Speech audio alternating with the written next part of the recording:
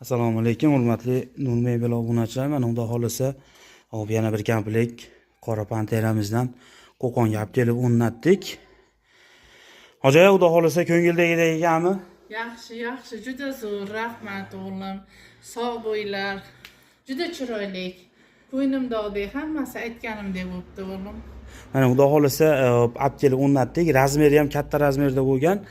Doim videoda qo'yganimiz 4.32 bo'lardi. Bunimizni razmerini 5.30 ga 2.30 kompletga taburetkasini ham 5 ta qilib berganmiz. Jurnalniy stollari yana 2 bo'lak bo'ladi.